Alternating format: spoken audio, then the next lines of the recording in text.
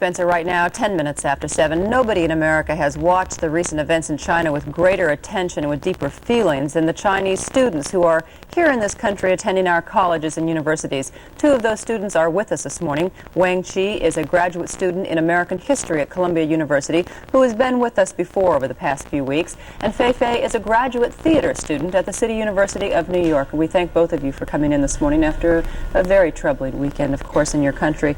Wang, in your earlier visits with us, you have been rather hopeful, I will say, that the student protests might end peacefully, and that in fact that it might bring about some change.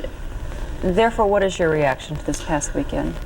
Well, I was first shocked, although there were some indications that the whole protest issue would not end without bloodshed. But I did not expect the bloodshed in such a large scale, in such a tragic way.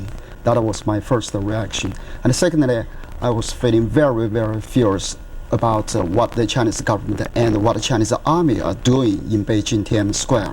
And finally, I felt bitterly sad about the future of my country, because this is not going to be end very soon.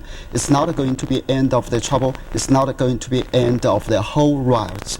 But on the contrary, it will cause tremendous riots as well as the total national disaster.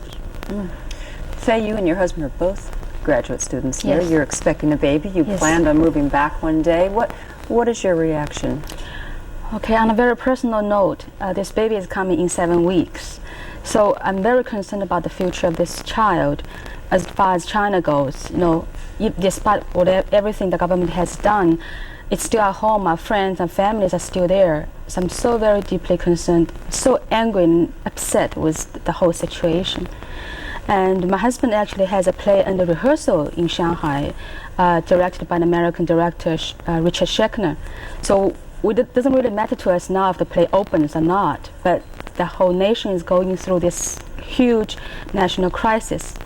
It's just terrible. Obviously, he has canceled his plans to go to Shanghai. No, we're not going home with this happening right now. The Bush administration has reacted rather cautiously so far. While they're regretting it, they are not taking any steps such as recalling the ambassador or cutting off aid, although there are many congressmen who have suggested that. What's your reaction to the Bush administration's reaction? Well, this is Bush's administration's reaction to what happened in China was largely decided by two factors. One is the nature of American foreign policy, which is always centered and the national interests of the United States. And secondly, the Bush's administration response also depends on what is going to be happened next in China.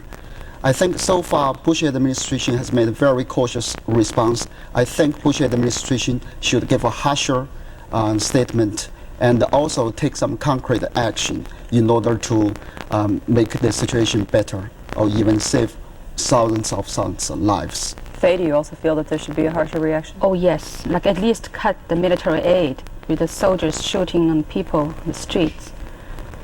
As far as recalling the ambassador? I don't know about that, because China and the United States took such a long time to reestablish the foreign relationship. I don't want to see it go.